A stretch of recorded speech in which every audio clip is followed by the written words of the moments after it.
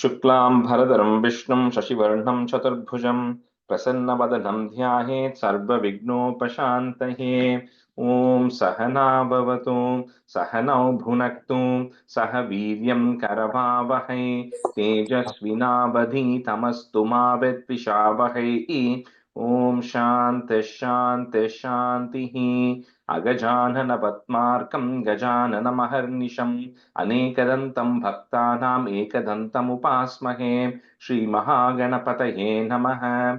गुरवे सर्वलोकानां विषजे भवरोगिणां निधये सर्वविद्यानां श्रीदक्षिणामूर्तये नमः।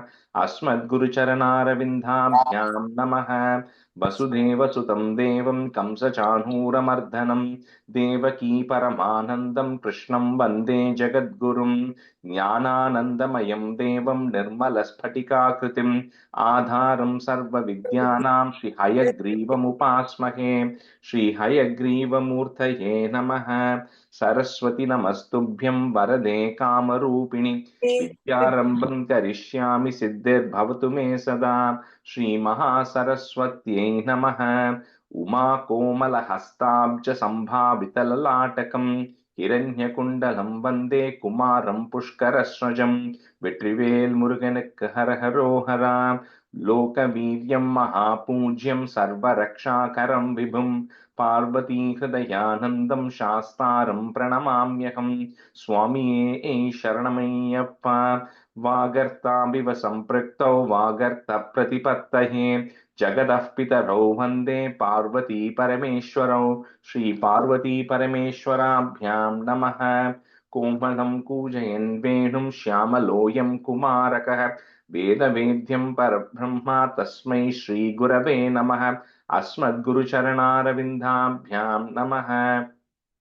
श्रीकृष्ण गोविन्द हरे मुरारे श्रीनाथ नारायण वासुदेव। श्रीकृष्ण गोविन्द हरे मुरारे श्रीनाथ नारायण वासुदेव। श्रीकृष्ण गोविन्द हरे मुरारे श्रीनाथ नारायण वासुदेव। पीताम्बरं करविराजितचक्रशङ्खकौमोदकी सरसिजं करुणासमुद्रं राधासहायम् अतिसुन्दरमन्दहासं वातालयेशम् अनिशं हृदि भावयामि। कृष्णो रक्षतु मां चराचरगुरुः कृष्णं नमस्ये सदा। कृष्णेनैव सुरक्षितोऽहमसकृत् कृष्णाय दत्तं मनः। कृष्णादेव समुद्भवो मम विभो कृष्णस्य दासोऽस्म्यहम्। कृष्णे भक्तिरचञ्चलास्तु भगवन् हे कृष्ण तुभ्यं नमः। ब्रह्माणां सन्निधत्ते सततमपि पुरस्तैरणभ्यर्थितानपि आर्तान् कामानजस्रं वितरति परमानन्दसान्द्रां गतिं च। इत्थं निःशेषलभ्यो निरवधिकफलः पारिजातो हरे त्वं क्षुद्रं तं शक्रवाटी ध्रुममभिलषति व्यर्थमर्तिव्रजो ह्यम्। श्रीगुरुवायूरप्पा शरणं श्रीभट्टपादम् अनिशं हृदि भावयामि। वंशी विभूषितकरात् नवनीरदाभात् पीताम्बरात् अरुणबिम्बफलादरोष्टात् पूर्णेन्दुसुन्दरमुखात् अरविन्दनेत्रात् कृष्णात् परं किमपि तत्त्वमहं न जाने। കൈരണ്ടും കൂപ്പി ഞാൻ വീണ്ടുമീറക്കുന്നു നീരജലോചന നിന്നോടായി. ഏതീനു മഞ്ഞനെ കുമ്പിടേണ്ടാത്തോരു രീതിയിൽ നീ എന്നെ പാലിക്കെന്നായി. കൃഷ്ണ ഹരേ ജയ കൃഷ്ണ ഹരേ ജയ കൃഷ്ണ ഹരേ ജയ കൃഷ്ണ ഹരേ. Good morning, everyone. Yes, we'll do a quick review of Dasakam 8 today. Preeti, can you and Vijay do half? One can do 7, other can do the remaining 6. You want me to go first? Yeah, go ahead, please. एवं तावत् प्राकृत प्रक्षयान्ते ब्रह्मे कल्पे यादिमे लब्धजन्मा ब्रह्मा भूयस्त्वत्त एवाप्यवेदान् सृष्टिं चक्रे पूर्वकल्पोपमानाम्. In the second line, first word is brahme. Okay, double A. Brahme kalpe. Yeah. Recite பண்ணலாமா திரும்பி? It's okay, as long as you know it. Yeah. सोऽयं चतुर्युगसहस्रमितान्यहानि तावन्मिताश्च रजनीर्बहुशो निनाय निद्रात्यसौ त्वयि निलीय समं स्वसृष्टैः नैमित्तिकप्रलया माहुरतोऽस्य रात्रिम् अस्मादृशां पुनरहर्मुखकृत्य तुल्यां सृष्टिं करोत्यनुदिनं स भवत्प्रसादात् प्राग्ब्रह्मकल्पजनुषां च परायुषां तु सुप्तप्रबोधनसमास्ति तथापि सृष्टिः पञ्चादशब्दमधुना स्ववयोर्धरूपम् एकं परार्थमतिवृत्य हि वर्ततेऽसौ तत्रान्तयात्रिजनितान् कथयामि भूमन् पश्चाद्धिना वतरणे च भवद्विलासान् दिनावसानेथ सरोजयोनिः सुषुप्तिकामस्त्वयि सन्निलिल्ये जगन्ति च त्वच्चठरं समीयुः तदेतमेकार्णवमास विश्वं तवैव वेशे फणिराजिशेषे जलैकशेषे भुवने स्मशेषे आनन्तसान्द्रानुभवस्वरूपः स्वयोगनिद्रा परिमुद्रितात्मा काला. You can stop the repeat. Yeah. Kala. Sorry, my bad. Go ahead. Yeah, I thought it was 8 already. Go ahead. Sorry. Go ahead. It's Preeti. Yeah, go ahead. If you want, I can start, or if you want to do, that's fine too. You can go ahead, Vijay. कालाख्य शक्तिं प्रलयावसाने प्रबोदयेत्यादिशताखिलाधौ त्वया प्रसुप्तं परिषुप्तशक्तिर्व्रजेन तत्राखिल जीवधाम्ना चतुर्युगानां च सहस्रमेवं त्वयि प्रसुप्ते पुनरद्वितीये कालाख्यशक्तिप्रथमप्रबुद्धा प्रबोदयत्वं किल Vishwanatha. On the fourth line, first word, prabodayatvam. प्राबोदयत्वां किल विश्वनाथा विबुध्य च त्वं जलगर्भशायिनं विलोक्य लोकानखिलान् प्रलीनान् तेष्वेव सूक्ष्मात्मथाय निजान्ततिथेषु विश्वेषु ददात दृष्टिम् तथा स्वधीयादहीनाभिरन्ध्रात् उदंशितं किञ्चन दिव्यपद्मं निलीननिःशेषपदार्थमाला संक्षेपरूपं मुकुलायमानं तदेतदम्बोरुहकुद्मलं ते कलेबराथोयपते परूधं बहिर्निरीतं परितस्फुरद्भिः स्वधामभिर्ध्वान्तमलं न्यकृन्तत् सम्पुल्लपत्रे नितरां विचित्रे तस्मिन् भवद्वीर्यधृते सरोजे स पद्मजन्मा विधिराविरासीत् स्वयं प्रबुद्धा किल वेदराशिः अस्मिन् परात्मन्ननुपाद्मकल्पे त्वमित्तमुत्तापितपद्य पद्मयोनिः अनन्तभूमामरोगराशिं निरुन्धि वातालय wash विष्णोर्. Okay, very good. All right, so we'll continue with Dashakam 9 today. I think we already did the first stanza, so we'll go with two. So the first half today, Jyoti, you can be a student, and Shailaja, you can be a student. Okay, I think I saw Shailaja there today. No, not Shailaja, sorry, Yeah. Padmaja. Naishadam is not there, right? Shailaja, Naishadam is not on today. Okay, no worries. Um, Sorry, Shailaja, I didn't mean you in this today's case. So, Padmaja, you can be a student, okay? Padmaja Ramesh. So first up, we'll have Jyoti and Padmaja Ramesh. Okay. Stanza 2. Maharnava Kamalameva Tatkevalam Vilokya Tadupashrayam Tavatanum Tunalokayan Kahesha Kamalodhare Mahati Nissahayo Hyaham Kutasvididamambujam Samajaniti Chintamaghat. So last time we saw the time span, and we saw that whatever is going to be happening now, because you have to pick one day so you can explain it. So the day that is picked is the current Kalpa of Brahma. So the first day of the first year of the 51st year of Brahma. And then, when the Naimitika Pralayam happened after the 50th year last night, and then the beginning of the 51st year's first day. So we saw at the time that, at the time when everything was dormant, a lot of the worlds were dormant and disappeared, and some of them, people, Brahma and others were there, but they were kind of not doing anything. And at the time when Garbhodakashayi Vishnu wakes up, then we saw how a lotus came out, and we defined what that lotus actually means, right? How it is the beginning of the creation of the universe, which is compared to the formation of a lotus, which is actually coming from the waters, right? That's a comparison point there.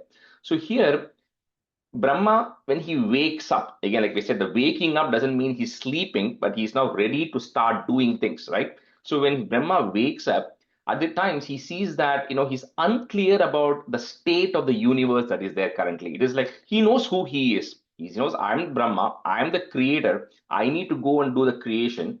But according to him, when he went off to sleep, which means when he stopped doing things, things were getting destroyed, right? And everything was going to go into a dormant state. Suddenly he wakes up and he sees that the things are beginning to form again.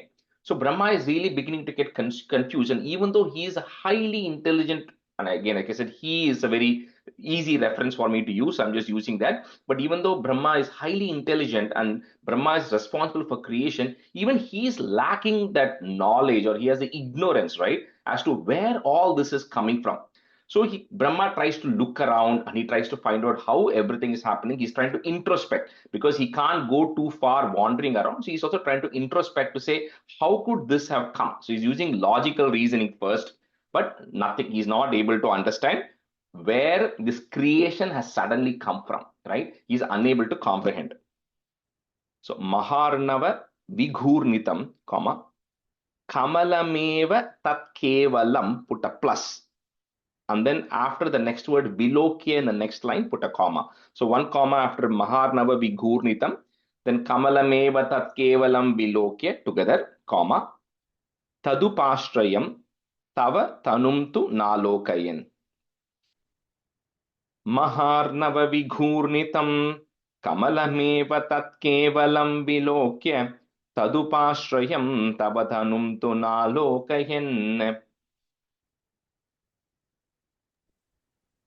महार्णवविगूर्णितं कमलमेव तत्केवलं विलोक्य तदुपाश्रयं तव तनुं तु नालोकयन् महार्णवविगूर्णितं कमलमेव तत्केवलं विलोक्य तदुपाश्रयं तव तनुं तु नालोकयन्.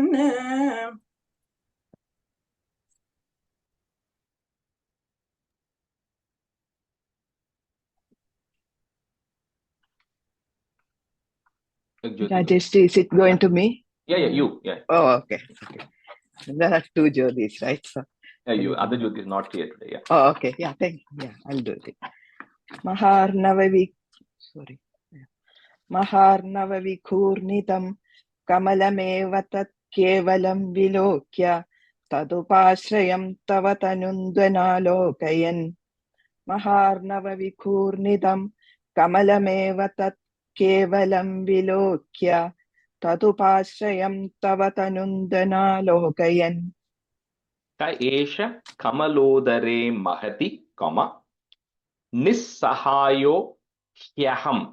So this is like English word will be hyaham, hyaham, comma. Then kutaha is there, you can put the is to join that visarga. Kutas svididam ambujam, comma, samajaniti chintamagat. कहेश कमलोदरे महति निस्सहायो ह्यहं कुतस्विदिदमम्बुजं समजनीति चिन्तामगात्. क एष कमलोदरे महति निस्सहायो ह्यहं कुतस्विदिदम् अम्बुजं समजनीति चिन्तामगात्. क एष कमलोदरे महति निस्सहायो ह्यहं कुतस्विदितम् अम्बुजं समजनीति चिन्तामगात्. Jyotiji, you're on mute. क एष कमलोदरे महदि निस्सहायो ह्यहं कुतस्विदिदमम्बुजं समजनीति चिन्तामगात्. क एष कमलोदरे महदि निस्सहायो ह्यहं कुतस्विदिदमम्बुजं समजनीति चिन्तामगात्. Stanza 3. अमुष्य हि सरोरुहः किमपि कारणं सम्भवेत् इति स्म कृतनिश्चयः सकलु नालरन्ध्राध्वना स्वयोगबलविद्यया समवरूढवान् प्रौढधीः त्वदीयमतिमोहनं न तु कलेभरं दृष्टवान्. So when Brahma is, no, he's like trying to introspect, right? He's trying to find out, because he's thinking logically speaking. He's saying when if something is there, somebody must have created it. So there should be some person who must have created all of these things. Now, of course, in Brahma's case, the person who created was the Garbhodaka Shai Vishnu, but Brahma somehow in the beginning of the day, he's yet to realize this. So it says here that he enters through the stem of the lotus. So we have to understand what that means, right? Like we said, the lotus was like a metaphorical representation to say how the universe is getting formed. Now, the stem of the lotus, when he says Brahma is going through the stem of the lotus, that means he's trying to find out what the root is, because that's why he's going through the stem of the lotus. Now, what the stem actually means is the material creation that has happened, the universe that has happened, there should be some source behind it. So he's trying to find the link between the material creation that has happened and the source which has created it. That's what he's trying to find. So he's trying to go down, and when he's trying to go down the stem, doesn't mean he's physically going down anything, right? He's thinking. He might have probably physically gone off. He must be thinking or contemplating, thinking, who is the source behind this? Brahma, tries for a really long time. However, despite his efforts, he's not able to find the root cause of how all these things came about. So this means that no matter even the person of the highest intellect like Brahma, unless he has the blessings, like we saw in Dasakam 5 also when the first creation started, until the time is ready and until the blessings happen, nobody can perceive anything. So anyway, so Brahma tries to he's able to almost get to the source, which is of the to know that Garbhodaka Shai Vishnu is the creator. However, he cannot fully get there, right? So we'll see what happens next. So, but he not able to quite get to the end of it or get to the source of it. Amushya hi saroruhaha, comma, kimapi karanam sambhavet, put a it at the end of that line, comma, sambhavet. Next line, the diti, you will have it, that becomes an iti. So, iti sma krita nishchayah. So that is there, remove it and put a visarga comma, krita nishchayah. Sa khalu nala randhradvana.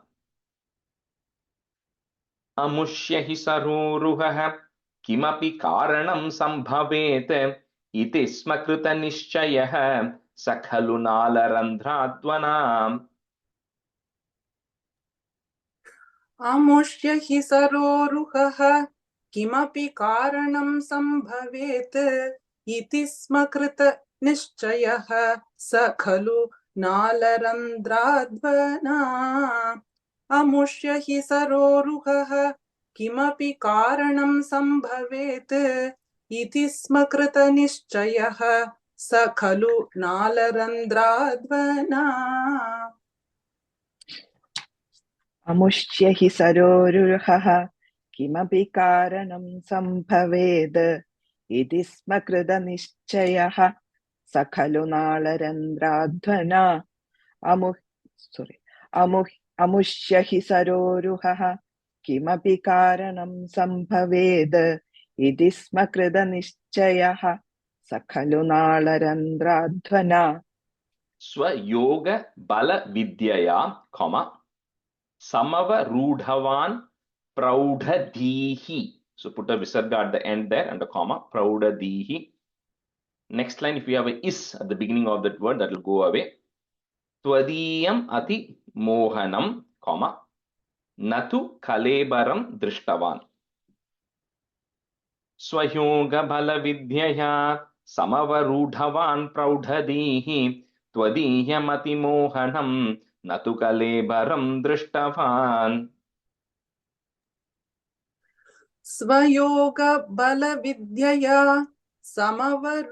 समवरूढावान् प्रौढधीः त्वदीयम् अतिमोहनं न तु कलेबरं दृष्टवान् स्वयोग बल विद्यया समवरूढावान् प्रौढधीः त्वदीयम् अतिमोहनं न तु कलेबरं दृष्टवान् स्वयोगबलविद्यया समवरूढवान् प्रौढधीः त्वदीयमतिमोहनं न तु कलेबरं दृष्टवान् स्वयोगबलविद्यया समवरूढवान् प्रौढधीः त्वदीयमतिमोहनं न तु कलेबरं दृष्टवान्. Rajeshji, I have a question. In my book, it is Sayoga. Is it Swayoga or Sayoga? Swayoga. Okay, Yeah, I'll so he's correct kind it. of using his internal potency because of the yoga. It's his Brahma is using his internal, knowledge to do it. So it's Swayoga. Okay, I'll correct my book. Thank you. Stanza 4.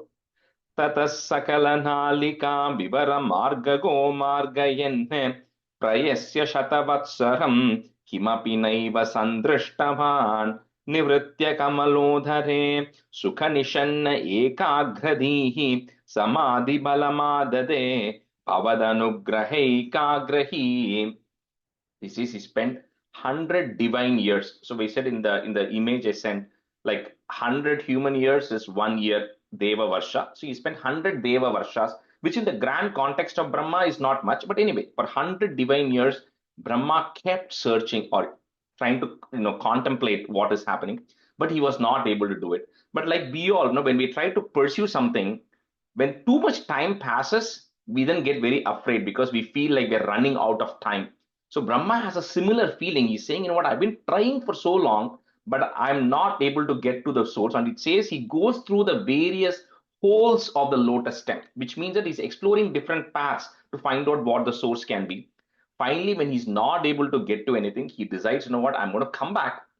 And then I'm going with ekagradihi, with a single-minded, focus.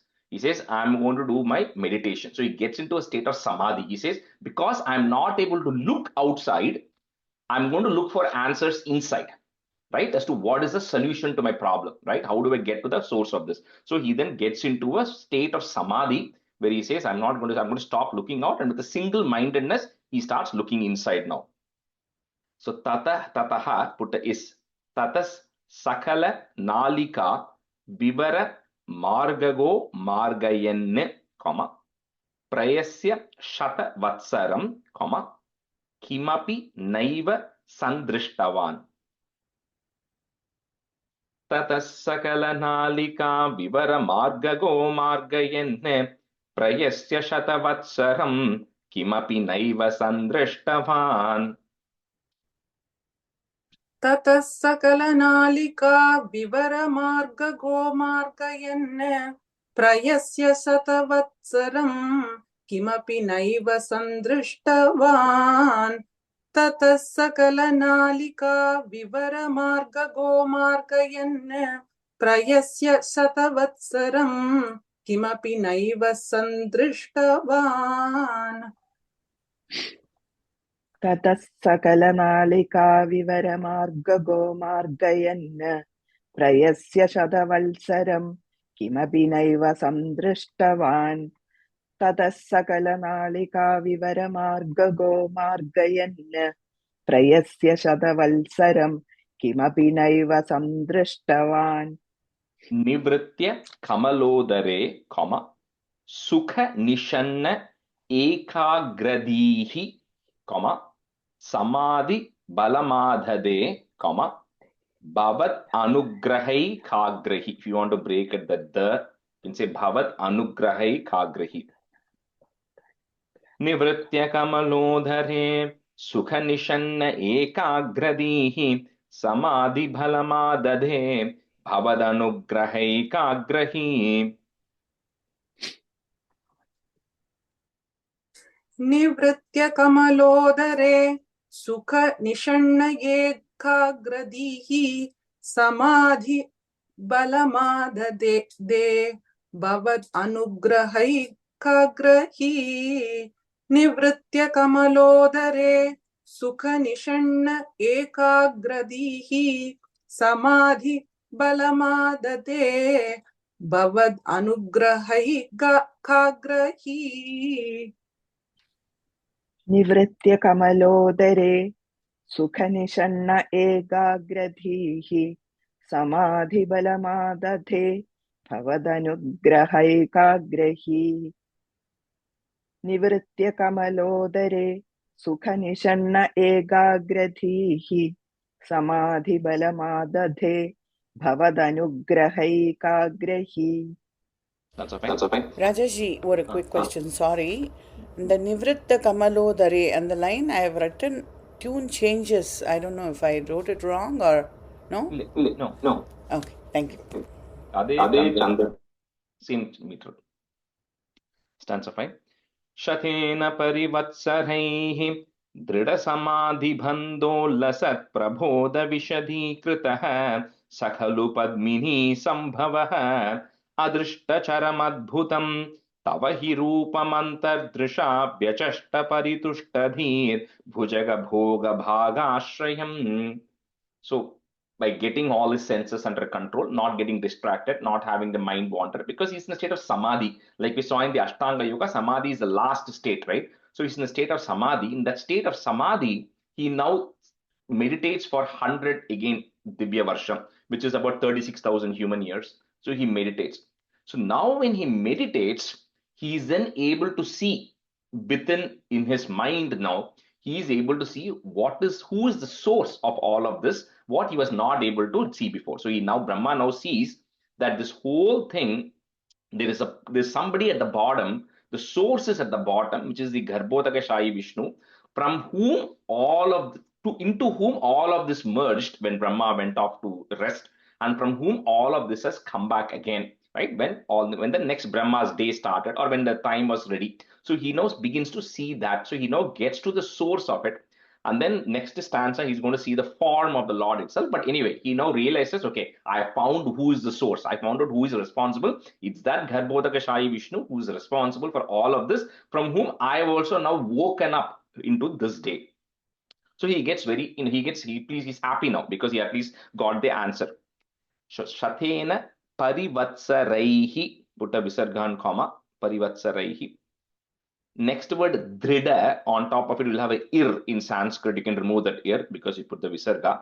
So drida samadhi bandholasat, and then put a plus at the end of that line. Prabodha vishadikritaha, comma. So that line will end, put a plus, and then after Prabodha vishadikritaha, comma, sakhalu padmini sambhavaha. Shatena parivatsaraihi drida samadhi bando lasat prabodha vishadikritaha sakhalu padmini sambhavaha. सतेन परिवत्सरैः दृढसमाधिबन्धोल्लसत्प्रबोध विशदीकृतः स खलु पद्मिनी सम्भवः शतेन परिवत्सरैः दृढसमाधिबन्धोल्लसत्प्रबोध विशदीकृतः स खलु पद्मिनी सम्भवः शतेन परिवत्सरैः दृढसमाधिबन्धोल्लसत्प्रबोधशतीकृतः स खलु पद्मिनी सम्भवः शतेन परिवत्सरैः दृढसमाधिबन्धोल्लसत्प्रबोधविशदीकृतः स खलु पद्मिनी सम्भवः. So now and even in the future Dasakams, right? Any reference to Brahma, they will never use, generally they won't use the word Brahma as a word. They will always say like Padmini Sambhavaha, the one who is born out of a lotus. Similarly, in this stanza, Dasakam, the first stanza itself says Kamalod Bhavaha, the one who has come out of the Kamalam, right? Because that's why we represent Brahma as one who's sitting on top of that lotus. That's where he's born out of, but you know the context now, but that's all reference to the name Brahma.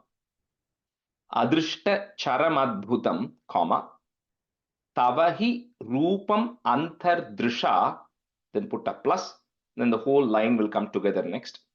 Vyachashta paritushta bhujaga bhoga bhagashrayam. Adrishta charam tavahi rupam antardrisha, vyachashta paritushta bhujaga bhoga bhagashrayam.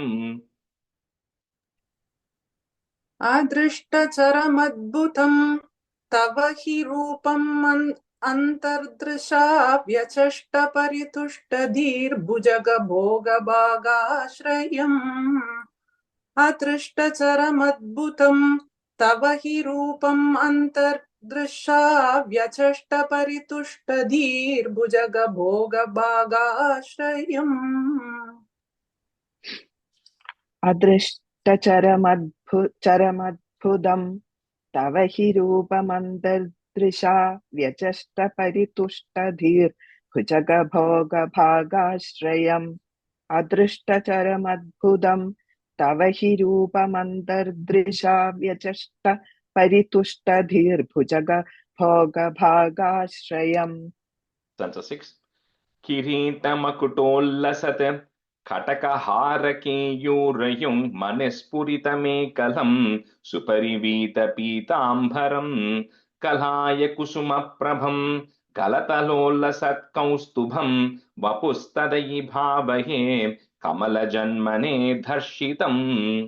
So anytime you hear these words, you should know it's describing the form of Narayana, right? So in the fifth Dashakam, when Brahma began the creation, the first day of the first year of Brahma, so he was able to zoom in and see Vaikuntham itself, because he was, the entire Brahmandam, nothing existed. But now he's now able to see this Garbhodakashayi Vishnu, right? And that Garbhodakashayi Vishnu, he's saying he's lying on Adishesha, he's having Pitambaram, he's dark blue in color, right? He's seeing the usual description is there, he's wearing the Kaustuba jewel. So this is what Kamala Janmane, this is what Brahma saw. So to that Vishnu, to that Narayana, we are doing our namaskarams. I'm meditating, bhavaye, I'm meditating on that form of Narayana. So just a usual description which we saw in all the other chapters also.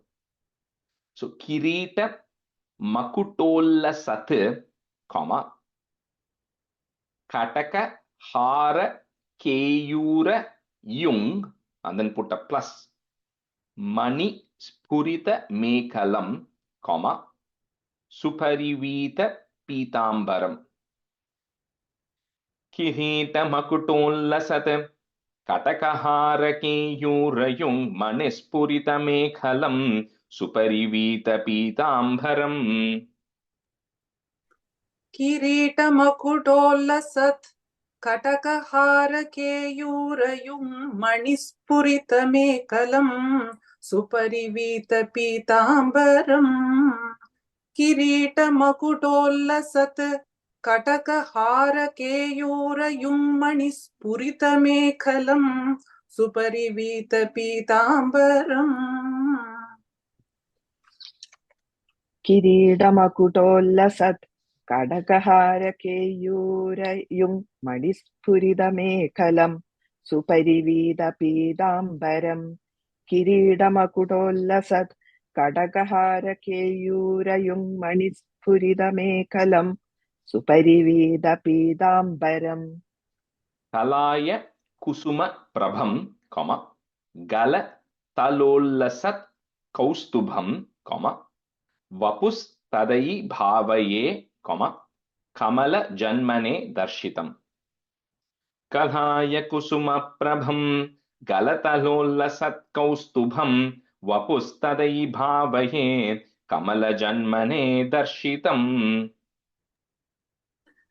कलाय कुसुमप्रभं खलतलोल्लसत्कौस्तुभं वपुस्तदयि भावये कमलजन्मने दर्शितम् कलाय कुसुमप्रभं गलतलोल्लसत्कौस्तुभं वपुस्तदयि भावये कमलजन्मने दर्शितम्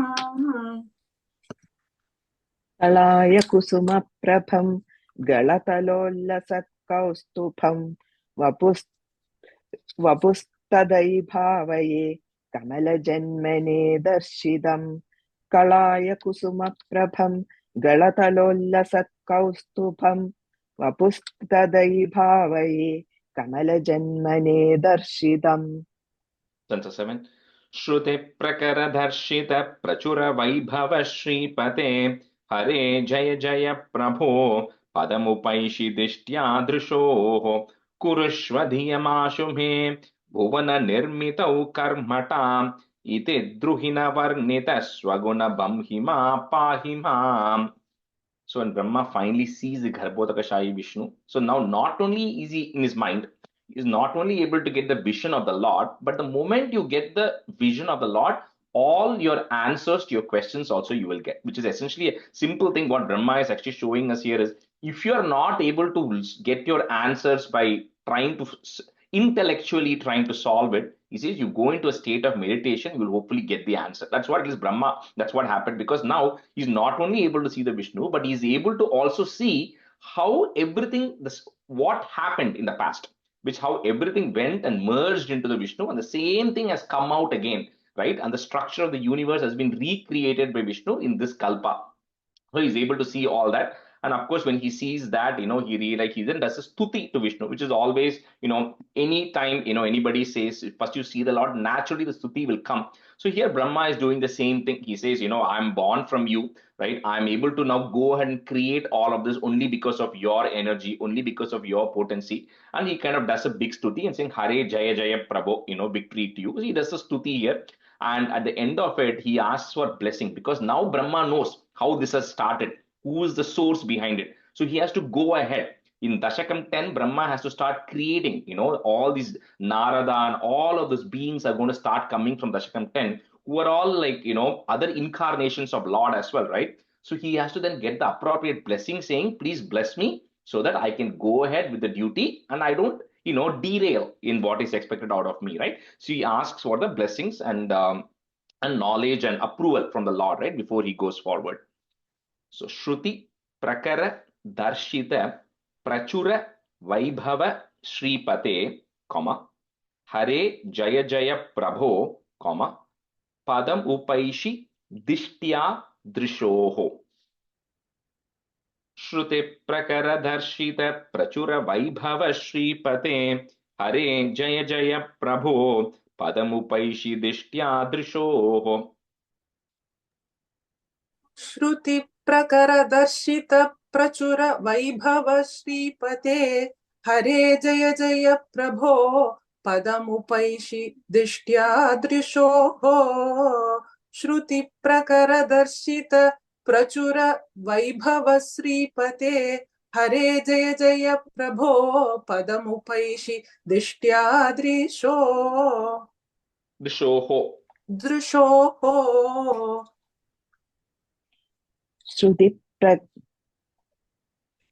श्रुति प्रगरदर्शित प्रजुर वैभव श्रीपदे हरे जय जय प्रभो पदमुपैषिदिष्ट्यादृशोः श्रुतिप्रगरदर्शितप्रचुरवैभव श्रीपदे हरे जय जय प्रभो पदमुपैषिदिष्ट्यादृशोः पुरुष्व धियमाशु मे, भुवन nirmitau karmatam. Put a im at the end of that line and a comma. Karmatam, comma. Next line, the mithi becomes iti. Iti druhina varnita swaguna bamhima pahimam. Pahi means to protect. So pahimam is please protect me.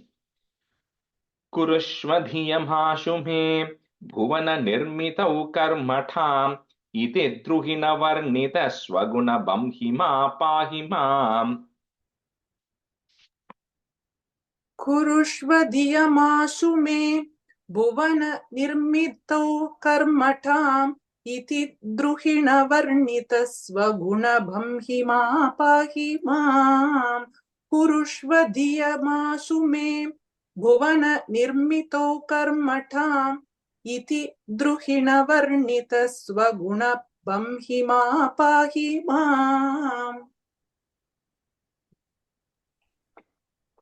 कुरुष्व धियमाशु मे भुवननिर्मितौ कर्मठाम् इति द्रुहिणवर्णितः स्वगुणबंहिमां बंहिमा पाहि माम्. कुरुष्व धियमाशु मे भुवननिर्मितौ कर्मठाम् इति द्रुहिणवर्णितः स्वगुणबंहिमा पाहि माम्. Stanza 8.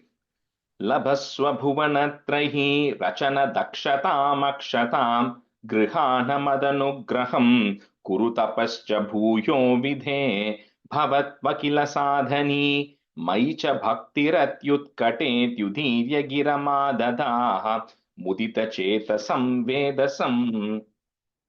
So when Brahma asks for the blessings and the knowledge, so like I keep referencing Srimad Bhagavatam in multiple things because at the end of this has come from there, right? So Bhagavatam has 18,000 stanzas, right? Which explains a lot of things. But when this Garbhodakashayi Vishnu is giving the knowledge to Brahma, there is something called as a Chatushloki Bhagavatam, which means 4 stanza Bhagavatam. That 4 stanza, this Garbhodakashayi Vishnu tells Brahma right now. Right? He just gives him 4 stanzas, which he says is the essence of everything you need to know. It is like kind of, us telling if somebody wants to go to Niagara, I can give a one simple direction to say, just go on I-90 East and you'll see sign to Niagara. Right? Somebody who is a proficient driver can go and take that. But if somebody is driving in the US for the first time, I have to give them step-by-step directions of how to go. So that is the difference between somebody saying it in one line versus giving 2 pages of directions, right? So the 4 lines, that's all Garbhodakashayi Vishnu told Brahma. And those 4 lines he told them is, one is, everything that you see and is there emanates from that Supreme Brahman. We saw that's step number 1, right? Everything that is there's nothing that doesn't come from that. So that is step number 1. That's the first one. Everything that is sustaining, for everything to sustain in every single atom, in the smallest of particles, whatever energy, everything that is there is the same universal energy which is responsible for sustaining that as well. That is the second thing. Number 3, at the end, everything goes back to that same source. That is number 3. And number 4, the purpose of every single creation, every single being who is going to get created, the purpose of them is to realize that there is a supreme soul, consciousness, to whom I need to return back. That is the only purpose or mission. So these are the 4 things that the Vishnu actually tells Brahma. And Brahma is able to relate to it much easily because Brahma can see there's absolutely nothing, right? And he is the first person. So he automatically knows that if nothing else is there, I am the first person and I am the first person who's come from here. Naturally, then everything else is going to come out of me. So it's natural. So it's easy for Brahma to understand. But when you think of in the broader context of everybody else, that's why in Bhagavatam and Narayaneeyam, they have all these descriptions to say, don't just go and tell, Varaha Avataram happened and this happened and Krishna came and this Rama came. Before all that, there was absolutely nothingness. that how did that nothingness come also? Everything emanated out of that single source, right? And that's the same thing, everything which it kind of continues in a cycle. So anyway, that is the 4 stanzas that Garbhodakaya Vishnu communicates to Brahma, which Brahma understands, and later on Brahma communicates to Narada, it goes to Vyasa and all of that, and eventually becomes, the entire history, right? The Purana there. So Labaswa Bhuvanatrayi Rachana Dakshatam Akshatam, comma, Grihana Madanugraham, comma, Kuru Tapascha Bhuyo Vidhe. Labaswa Bhuvanatrahi Rachana Dakshatam Akshatam Grihana Madanugraham Kuru Tapascha Bhuyo Vidhe. लभस्व भुवनत्रये रचन दक्षतामक्षतां गृहाण मदनुग्रहं कुरु तपश्च भूयो विधे. Padmajanda, after Trayi there is no pause. I just paused by mistake. So it's the whole line is together. Yeah. Okay. लभस्य भुवनत्रये रचन दक्षतामक्षतां गृहाण मदनुग्रहं कुरु तपश्च भूयो विधे. लभस्व भुवनत्रयीरजनदच्छदामच्छदां गृहाणमदनुग्रहं कुरु तपश्च भूयो विधे. लभस्व भुवनत्रयीरजनदच्छदामच्छदां गृहाणमदनुग्रहं कुरु तपश्च भूयो विधे. Bhavat Vakila Sadhani, comma, Maicha Bhaktirat Yutkate, and then you have to put a plus. Bhaktirat Yutkate Yudhirya Giramadadaha. You may not have a visarga, you'll have to add a visarga and put a comma. Giramadadaha, comma, Mudita Chetasam Vedasam. In case any of you have Bhaktirat Yutkateti Udirya, if you have it, essentially what we did is we just joined that sandhi. So if you have it, I can message you what it needs to be. Bhavatmakila sadhani maicha bhaktirat yutkatet yudirya giramadadha mudita chetasam vedasam. भवत्वखिल साधनी मयि च भक्तिरत्युत्कटेत् युदीर्य गिरमादधाः मुदित चेतसं वेधसं. भवत्वखिल साधनी मयि च भक्तिरत्युत्कटेत् युदीर्य गिरमादधाः मुदित चेतसं वेधसं. Rajeshri, I have one correct. I want a question. So Bhakti Rat Yut Kate, then Dyudir. Yeah. It's like Yut Kate, then that ith which is there in the next line, it's easy to say it. See, essentially those 2 lines go together. Okay. So it might be easy to say that ith along with the end of the previous line. So Bhakti Rat Yut Kate Yudhirya. Yudirya. Yeah, Yudhirya. Okay, thank you. भवत्वखिल साधने मयि च भक्तिरत्युत्कटेत्युदीर्य गिरमाददाः मुदित चेतसं वेधसं. भवत्वखिल साधने मयि च भक्तिरत्युत्कटेत्युदीर्य गिरमाददाः मुदित चेतसं वेधसं. Shatam Kritatapastataha Sakhalu Divya Samvatsaran Avapya Chatapo Bhalam Matibhalam Chapurvadhikam Udiksha Kilakampitam Payasi Pankajam Vayuna Bhavat Bala Vijrumbhitaha Pavana Patasi Pitavan.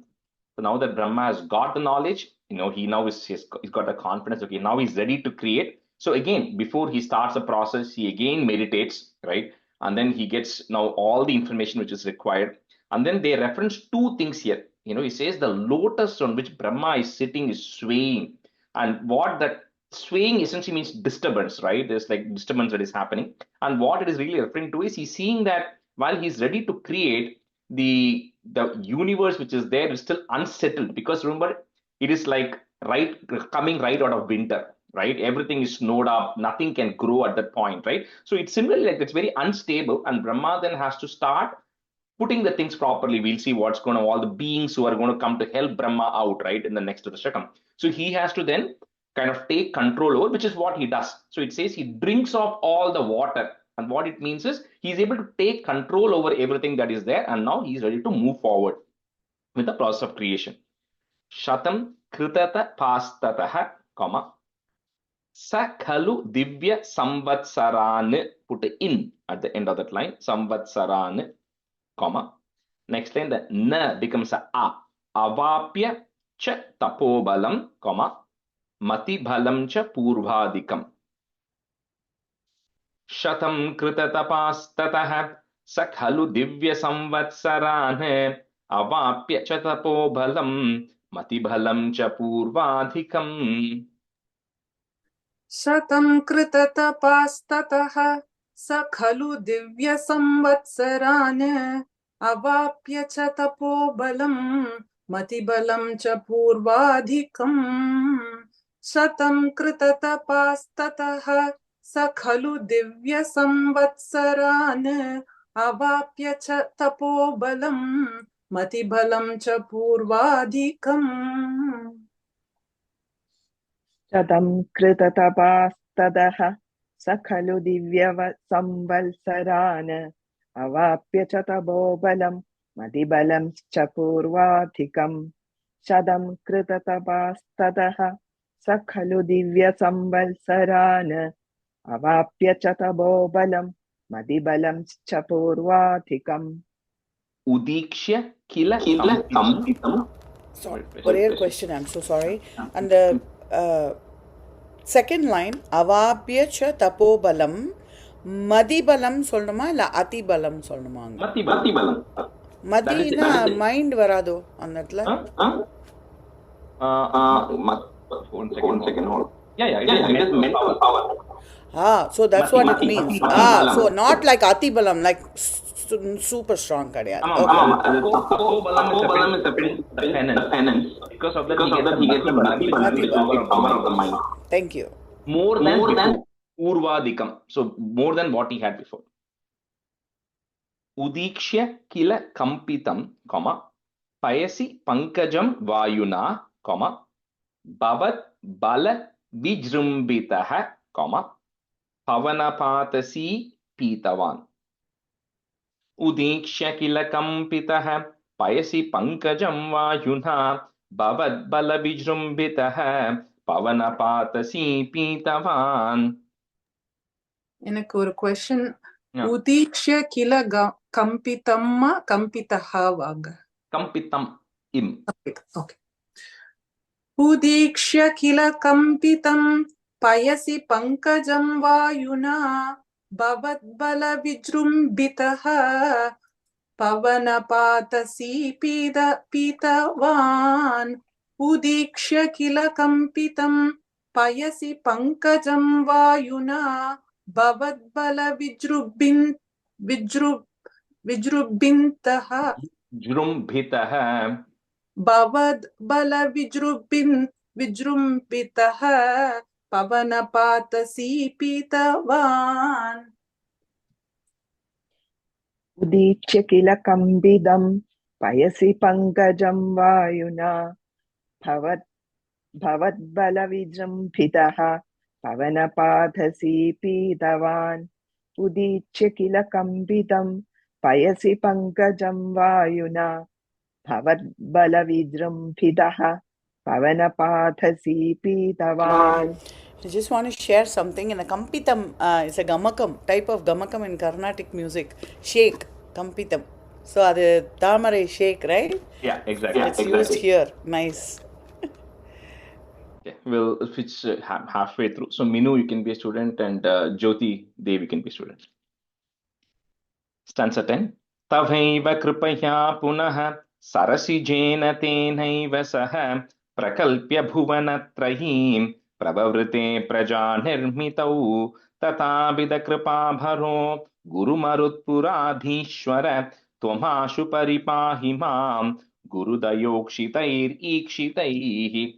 Says then because of only your grace, because of nothing else, Brahma is now beginning the process. And so while everybody refers to Brahma as a creator, Brahma also communicates to Narada in several instances, saying that everybody foolishly thinks of me as a creator, but they don't understand that I myself came into existence because of this Vishnu, and I am able to do this only because of this Vishnu. And the example that is given here is, it is like pretty much what they're saying here is that the seed which is given for the universe is like telling somebody, you're coming and giving a bag of seeds to a farmer, and the farmer is going and sprinkling the seeds everywhere, right? And then it rains and the sun shines, and then the trees grow. Then somebody thanks the farmer. Of course, the farmer did the job of sprinkling, right? But the seeds were not the farmers. It was given by somebody else. The sun the farmer did not bring. The rain also the farmer did not bring. But the credit goes to the farmer, right? So it's exactly what is happening here. Brahma is just an instrument for the process of creation to happen. It's executed through Brahma. And even Brahma in the next Dashakam, he's going to have Narada, all of these people who are going to come, who are going to help out with various things, right? So anyway, so with your blessings and your guidance, Brahma then starts a process. So, O Guruvayurappa, Lord of Guruvayur, please eradicate all the ailments and also shower your compassion on me. Guru Dhayokshiter Ikshitai. Ikshitai is to look with your glance. With your glance, please, bless me as well. Tavaiva Kripaya Punaha. Remove that is, put a visargan comma, Punaha. Sarasijena Tenaiva Saha, comma. प्रकल्प्य भुवनत्रयीं, प्रववृते प्रजा निर्मितौ. तवैव कृपया पुनः सरसिजेन तेनैव सह प्रकल्प्य भुवनत्रयीं प्रववृते प्रजा निर्मितौ. तवैव कृपया पुनः सरसिजेन तेनैव सह प्रकल्प्य भुवनत्रयीं प्रववृते प्रजा निर्मितौ. तवैव कृपया पुनः सरसिजेन तेनैव सह प्रकल्प्य भुवनत्रयीं प्रववृते प्रजा निर्मितौ. तवैव कृपया पुनः सरसिजेन तेनैव सह प्रकल्प्य भुवनत्रयीं प्रववृते प्रजा निर्मितौ. तवैव कृपया पुनः सरसिजेन तेनैव सह प्रकल्प्य भुवनत्रयीं प्रववृते प्रजा निर्मितौ.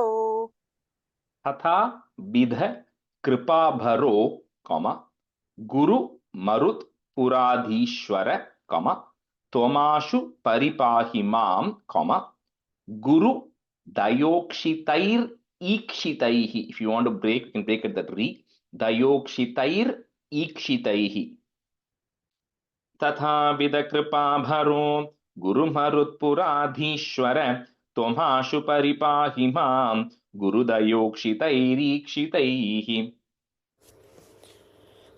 तथाविध कृपापरो गुरुमरुत्पुराधीश्वर, त्वमाशु परिपाहि मां गुरुतयोक्षितैरीक्षितैः. तथाविध कृपापरो गुरुमरुत्पुराधीश्वर, त्वमाशु परिपाहि मां गुरुतयोक्षितैरीक्षितैः. तथाविध कृपाभरो गुरुमरुत्पुराधीश्वर, त्वमाशु परिपाहि मां गुरुदयोक्षितैरीक्षितैः. तथाविध कृपाभरो गुरुमरुत्पुराधीश्वर, त्वमाशु परिपाहि मां गुरुदयोक्षितैरीक्षितैः. Shri Krishnaya Parabrahmane Namaha. We'll go to Dashakam 10. So like from Dashakam 10 till 24 will be all relatively easy Dashakams compared to what we saw before, number one. And number two is now, Brahma is beginning the process of creation. So a little bit of that, what you call theoretical stories will no longer be there. Now actually, because a lot of beings are going to start coming and we'll see all the avatarams which are beginning to happen right from now on. So this Dashakam 10, the title, at least in my book, is Srishti Bheda Varnanam. which is the variety of creation. So the creation is actually going to happen. So we'll see in what sequence everybody comes, right? Or beings which come out. So stanza 1. वैकुण्ठवर्धितबलोत भवत्प्रसादात् अम्भोजयो निरसृजत् किल जीवदेहान् स्तास्नूनि भूर्हमयानि ततातिरश्चां जातिं मनुष्यनिवहानपि देवभेदान्. So it starts, O Vishnu, O Vaikuntapati. So because of your blessings, Brahma then starts. Now, first it gives a full summary. Now, this just says that, when Brahma starts the thing, because of his, he then, with the guidance and with the blessings, first it starts with, it always goes in a sequence. And I will always clarify that do not compare this with Darwin's theory of evolution and all of that stuff. Okay, it has nothing to do with it. So you have to look at this completely in a different perspective, because we'll see how the 10 avatars are not actually in that sequence like how we see it, and it's not aligned to that, etc. So don't have to mix that. But here it says, first it says the basic, if a human has to come, there has to be something for the human to eat. Similarly, if a four-legged animal has to come, there should be something for that animal to eat. Right? So it always starts from the lowest common denominator, right? Starts the lowest common denominator. It says is anything which is immovable, which is required for something else to survive on, right? Because everything is dependent on each other, right? So it says with that, you first create the immovable things which are there in all of the planetary systems which are there. And then the various beings start coming on top of each other. It doesn't, now nowhere in Narayaneeyam does it talk about the sequence at which it comes, but it just says in one stanza that you create everything, including beings who don't have any vision, beings who only survive on smell, right? Beings who have basic intelligence, like what humans have, as well as the demigods and everybody who exists, right? So every single being and every single thing that is there is getting created by the power of Brahma, because of the energy that Brahma is able to put into it. For everything to grow, there has to be some energy that needs to be there, and that structure and all of that process, Brahma is the one who creates. That's what it says here. It first starts off with basically, it doesn't give the sequence, but it says it creates everything that is created by Brahma going forward. So Vaikuntha Vardhita Bhalota Bhavat Prasadat, put a it, comma, at the end of that line. Next time the becomes an a. Ambojhayo nirasrijat. You cannot quite break that word. So you have to say it together. Ambojhayo nirasrijat. Kila jiva dehan. Stasnuni bhuru hamayani. Tata tirashcham, put a plus. Jatim manushya nivahanapi deva bhedan. So all the various varieties, not only for where the souls can get into, which includes the demigods, the Gandharvas, the Apsaras, the Yakshas, Rakshas, all the Siddhas. There are so many types of demigods who are there, and the humans, each of them with differing power, different capacity, right? Everybody gets created, and each of them becomes a repository for the soul to go into. Vaikunthavardhita bhalota bhavat prasadat ambojhayo nirasrijat kila jiva dehan stasnuni bhuru hamayani tatatirashcham jatim manushya nivahana pideva bhedan. I have one question. It says, in my book, it says Jatir Manushya. Okay, Jatim. Can you just change it to Jatim? Jatim Manushya. Yeah, short T, im, Jatim. ஒரு second ஜாதிமா இல்ல ஜாதிமா அது Short E, Jatim Manush, short E. वैकुण्ठवर्धितबलोदभवत्प्रसादात् अम्बोजयो निरसृजत् किल जीवदेहान् तास्नूनि भूरुहमयानि ददातिरश्चां जातिं मनुष्यनिवहानभिदेवभेदान् वैकुण्ठवर्धितबलोदभवत्प्रसादात् अम्बोजयो निरसृजत् किल जीवदेहान् स्तास्नूनि भूरुहमया निददातिरश्चां जातिं मनुष्यनिवहानभिदेवभेदान्. Rajeshji, more questions. So the first line, Bhavat Prasadat or Bhavat Prasada. No, the da is there, that the first line ends with a da, and then the next line starts with a da, the first Sanskrit da, number 3 in Tamil or whatever language. So it says Dambo Jayo, right? The second line will say. So it is actually Ambo Jayo, because Ambo is referring to the Ambo Jaya is a lotus, right? So it's that's why moving the it to the previous line, Bhavat Prasadat. Got it. And then the next line will start with Ambo Jayo Nirasrijat. Got it. Thank you.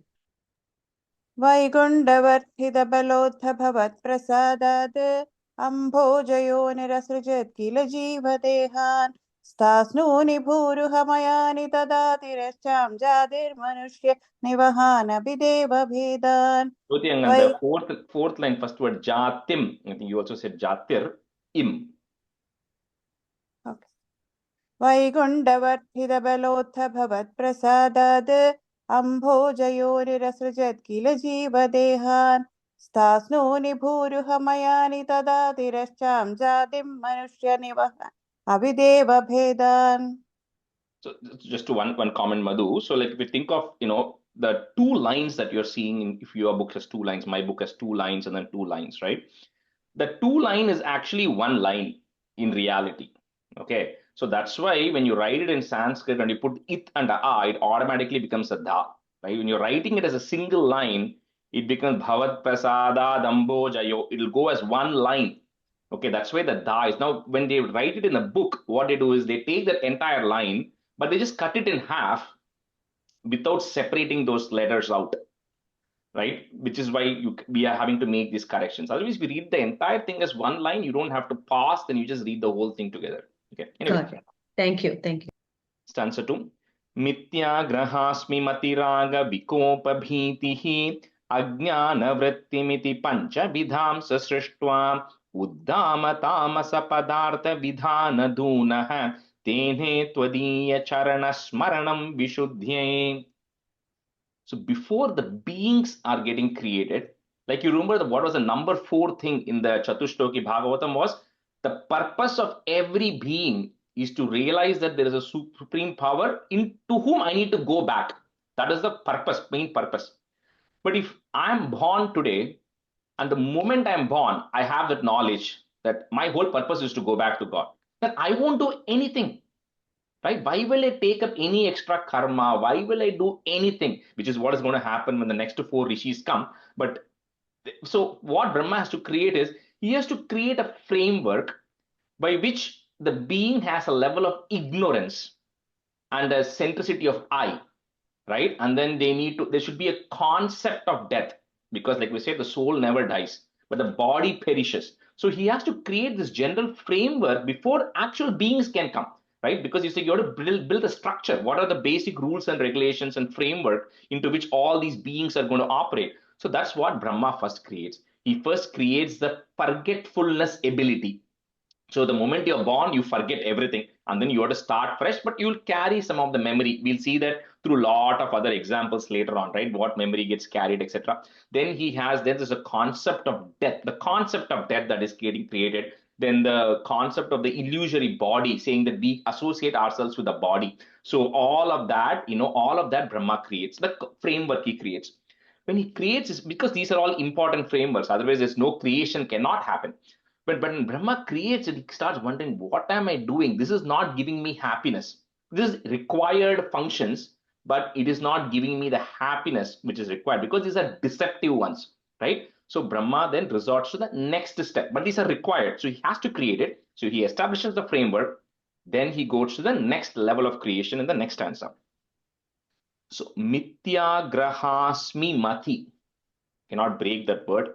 Mithya Grahasmi Mati. Raga, Vikopa, Bhitihi. Put a Visarga comma. Bhitihi. Next line, the Rajnana becomes Ajnana. Ajnana Vrittimiti Panchavidham Sasrishtva. He creates the 5 things, which is, ego, attachment, anger, fear, and then, wrong beliefs, all of these 5 things. Pancha vidamsa srishtva. Uddama tamasa padartha vidhana dhunaha. Again, visargan, comma. Next time there is a is that will go away. Tene tvadiya charana smaranam vishuddhyai. Then he meditates on you again because he has now given the tools for people to come out of these 5 things, right? So that's what he's now going to focus on next. Mityagrahasmi matiraga vikopa bhitihi ajnana vrittimiti pancha vidhamsa srishtva uddama tamasa padartha vidhana dunah tene tvadiya charana smaranam vishuddhye. मिथ्याग्रहास्मि मतिरागविकोपभीतिः अज्ञानवृत्तिमिति पञ्चविधां ससृष्ट्वा उत्तामतामसपदार्थविधानदूनः तेने द्वितीयचरणस्मरणं विशुद्ध्यै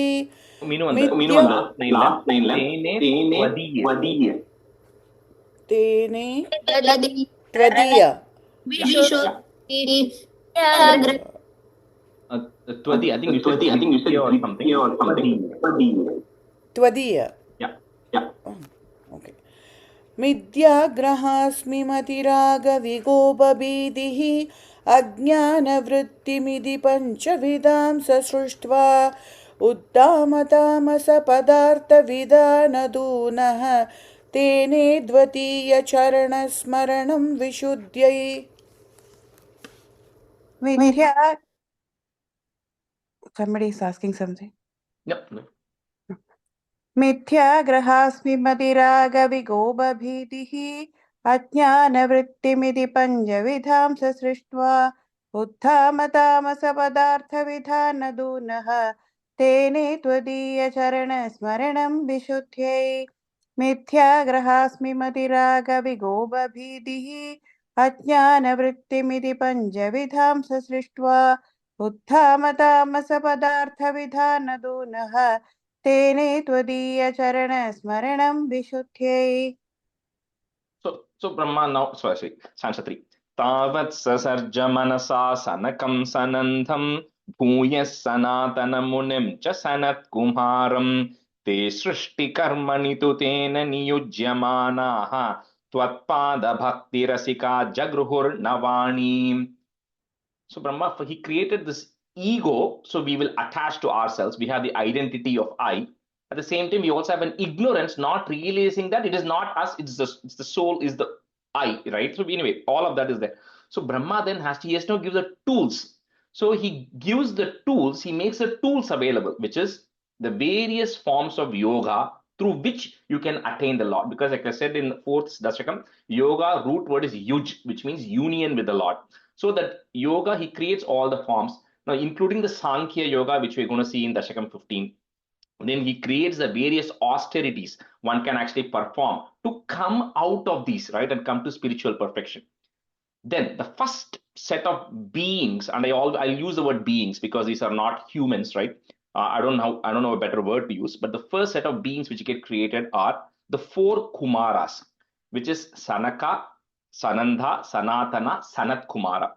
So these 4 are called as mind-born sons of Brahma. Okay, so there's not a physical, these are all spiritual beings. So they don't have a physical body like we have. They can take any form or any body, any shape that they want, right? It's just pure energy. So now these beings are not beings who go away at the end of the pralaya, at the Naimittika pralaya. Like Brahma, they are existing in a dormant state. They are not functioning. When the next day of Brahma starts, just like how Brahma starts, Brahma now brings these beings into existence so that they can continue their work, because they all have a role to play in the process of creation, right? So these 4 beings are the 4 Kumaras first come from Brahma, from Brahma's mind, from his creation. They come, already existed, they just come back, get remanifested. And then Brahma says to them, you know what, okay, now that you all have come, I want you to help me with the process of creation. But the Sanat Kumara says, not my priority, right? He says, our priority, he says, because we know the ultimate truth. right? So we are not going to get caught up in this karma that you're going to tell us to do. So they say, Tvat pada bhakti rasika. Say we are going to completely devote our lives, just like how we did in the previous kalpa. This kalpa also, we're going to completely devote our lives only to praying to the Lord and not doing anything else, right? So they also say, tell Brahma that I cannot help you out here. So tavat sasarja manasa sanakam sanandam, comma, bhuyaha, put is bhuyas sanatana munim cha sanat kumaram te srishti karmani tutena niyujyamanaha, put a visargan comma there, niyujyamanaha. Next line is goes away. Tvat pada bhakti rasika jagruhur na vanim. Tavat sasarja manasa sanakam sanandham bhuyas sanatana munim cha sanat kumaram te srishti karmani tutena niyujyamanaha tvatpada bhakti rasika jagruhur navanim. तावत् ससर्ज मनसा सनकं सनन्तं भूयः सनातनमुनिं च सनत्कुमारं ते सृष्टिकर्मणि तु तेन नियुज्यमानाः त्वत्पादभक्तिरसिका जगृहुर्नवाणीं तावत् ससर्ज मनसा सनकं सनन्तं भूयः सनातनमुनिं च सनत्कुमारं ते सृष्टिकर्मणि तु तेन नियुज्यमानाः त्वत्पादभक्तिरसिका जगृहुर्नवाणीम्.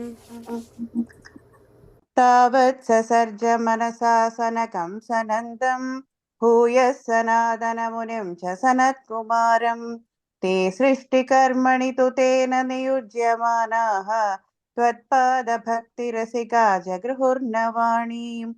तावत् ससर्ज मनसा सनकं सनन्दं भूयः सनातनमुनिं च सनत्कुमारं ते सृष्टिकर्मणि तु तेन नियुज्यमानाः त्वत्पादभक्तिरसिका जगृहुर्नवाणीम्. Answer 4. तावत् प्रकोपमुदितं प्रतिरुन्धतोऽस्य भ्रूमत्यतो जनिमृढो भवदेकदेशः नामानि मे कुरु पदानि च विरिञ्चेत् यादौ रुरोद किल तेन सरुद्रनामा. So while Brahma is not quite the father in the way we understand, because Brahma created them, he is referred to as the father of the four Kumaras. So the question may come is, how is it that the four Kumaras are refusing to follow Brahma's advice? Because Brahma wants them to go help with creation. The only exception in this case is what they are doing instead is doing, getting devoted. Vasudeva Parayana. They are devoting their lives to Narayana. So in that case, you cannot question them saying you're doing something wrong. The same thing will happen in Dasakam 19 when we talk about Pracheta's 10,000 sons. They will all kind of go say, we don't want anything. And the father or the mother cannot do anything about it. Because the alternative of what they're doing, you cannot question that. So Brahma says, okay, you know what, I'm not going to stop you. Now, Brahma is getting frustrated. And Brahma doesn't quite get frustrated, but he's trying to think, what do I do next? Because the first four beings who have come out no longer want to do creation. So then, between his Brahma's eyebrows, from the middle of the eyebrows, comes another being. So this being who is coming from between Brahma's eyebrows is a child, it's form of a child, which has got a blue color, blue referring to ignorance, and red color referring to passion, which is Rajas and Tamas qualities, right? Because the first four Sanat Kumaras who came are pure Sattva qualities. So Rajas and Tamas qualities, one other person comes. So this person who comes is called as a Mridha, because Mridha is somebody who is actually coming in from between the eyebrows. It's called Mridha. So this Mridha who comes is immediately crying, saying, I'm ready now. What do you want me to do? Right? And he cries. Crying doesn't mean the way we are crying with tears. He's asking for something. He's crying for, what should I be doing? So because he cried, he's called as Rudra. That's why he gets the name as Rudra. So that Mridha or Rudra is somebody who comes between the eyebrows of Brahma. Because Brahma is now, he has so much passion for creation, but the beings, the first four beings who came out don't want to create. So from that passion and from all of that comes another being called as Mrida.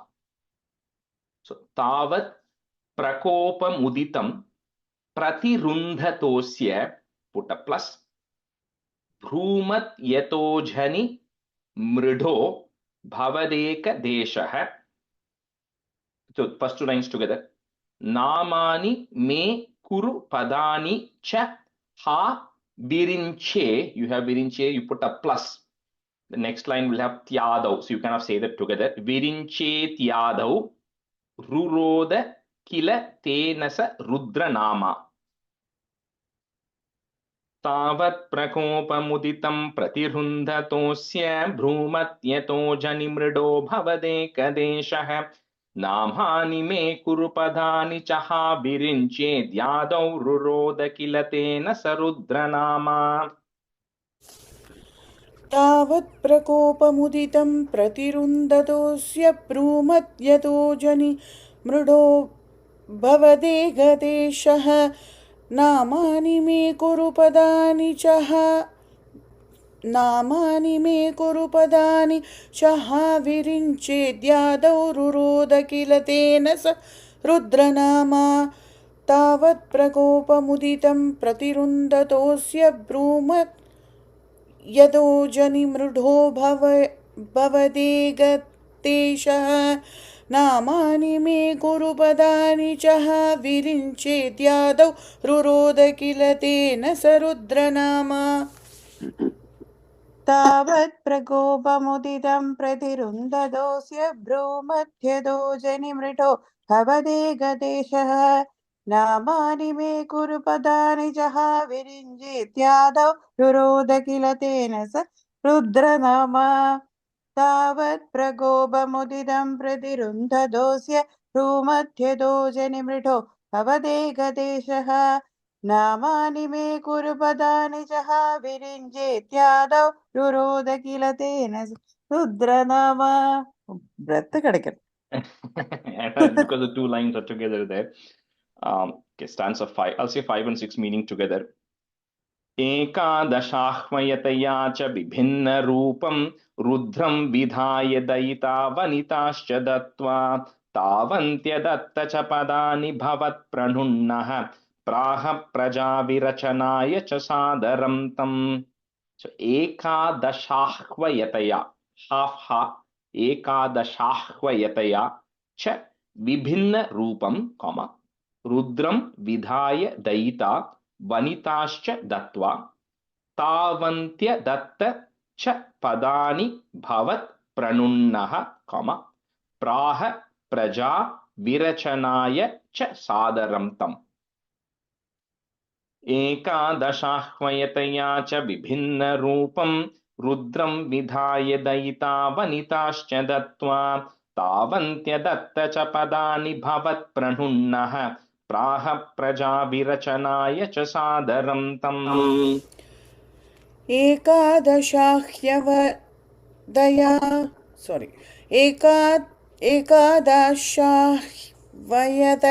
च विभिन्न रूपं रुद्रं विधाय दयिता वनिताश्च दत्त्वा तावन्त्य दत्त च पदानि भवत् प्रणुन्नः प्राह प्रजा विरचनाय च सादरं तम्. एकादशाह्वयतया च विभिन्न रूपं रुद्रं विधाय दयिता वनिताश्च दत्त्वा तावन्त्य दत्त च पदानि भवत् प्रणुन्नः प्राह प्रजा विरचनाय च सादरं तम्. एकादशाह्वयतया च विभिन्न रूपं रुद्रं विधाय दयिता वनिताश्च दत्त्वा तावन्त्य दत्त च पदानि भवत् प्रणुन्नः प्राह प्रजा विरचनाय च सादरं तम्. एकादशाह्वयतया च विभिन्न रूपं रुद्रं विधाय दयिता वनिताश्च दत्त्वा तावन्त्य दत्त च पदानि भवत् प्रणुन्नः प्राह प्रजा विरचनाय च सादरं तम्. Do one more and stop today. रुद्राभिसृष्टभयदाकृति रुद्रसङ्गसम्पूर्यमान भुवनत्रयभीतचेताः mama प्रजासृज तपश्चरमङ्गलायेत्याचष्टतं कमलभूर्भवदीरितात्मा. So this Rudra who comes crying, saying that, I want to create. So tell me what I should do. So Brahma then creates 11 Rudras. This is 11 Rudras and the Rudranis who get formed. And he says, gives them certain responsibilities for the process of creation. Now, because this Rudra is a manifestation of passion and anger a little bit, so what happens is this is kind of referring to, if you think of all the what do you call the powerful things in nature like storms, wind, destruction. That is all Rudra is depicted in that form because it shows the raw power of nature, right? So that is that's a kind of a one way to represent it, right? So when these Rudras are going and actually creating beings, that is automatically getting transferred. So all the beings who are getting created are in the form which is full of terror and full of power, right?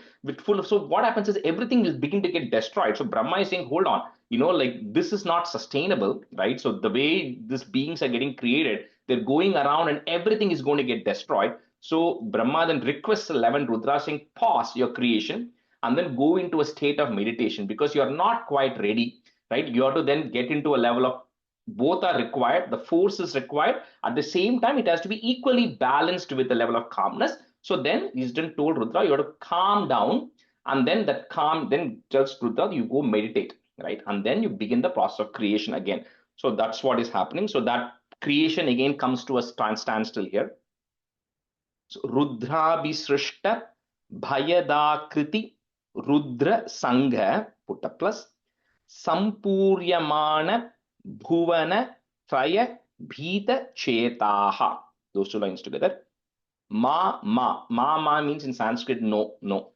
Ma prajaha, put the is to join, prajas, sruja, tapaschara, mangalaye, again same logic, put a plus, mangalaye tyachashta, tam, kamalabhur, bhavadiri tatma.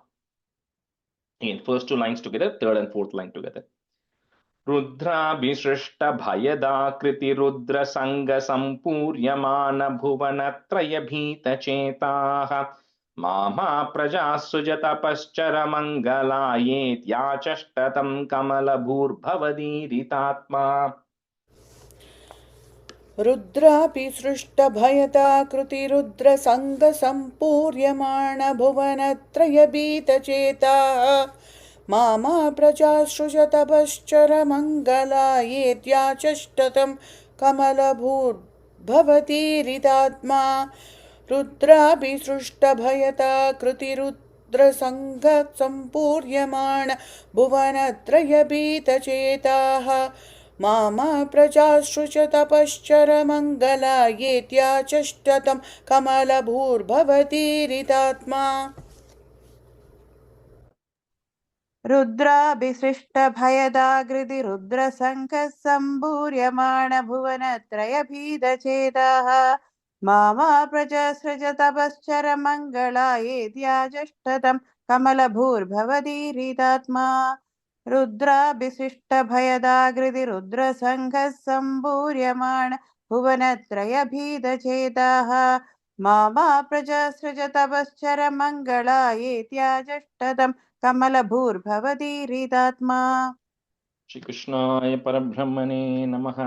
सान्ध्रानन्दावबोधात्मकमनुपमितं कालदेशावदिभ्यां निर्मुक्तं नित्यमुक्तं निगमशतसहस्रेण निर्भास्यमानम् अस्पष्टं दृष्टमात्रे पुनरुरुपुरुषार्थात्मकं ब्रह्मतत्त्वं तत्तावद्भाति साक्षात् गुरुपवनपुरे हन्त भाग्यं जनानाम्. कायेन वाचा मनसेन्द्रियैर्वा बुद्ध्यात्मना वा प्रकृते स्वभावात् करोमि यत् सकलं परस्मै नारायणायेति समर्पयामि. Just a quick announcement. So next class, because we'll be completing 10, so I want to do a review of all the 10 dashakams in one flow. So the way I typically do is I'll just post, because we are about 20 of us, right? So each of you can take two that you want to do. Okay, so I'll just put it in the WhatsApp group. Just add your name against whichever one you want. So we'll do 1 to 10, and then we'll again do 1 to 10. Right? We'll finish 10 next class, and then whatever is remaining, we'll spill over into the class after. And I won't stop you or anything or correct. It's just like whoever does the first dashakam, you finish it. Second person starts, does the second dashakam, so it'll kind of flow continuously. Okay, that is the plan. So I'll just post it in the group right after the class, and you can pick your dashakams. Okay. Thank you. Thank you, Rajesh. Thank you. Thank you.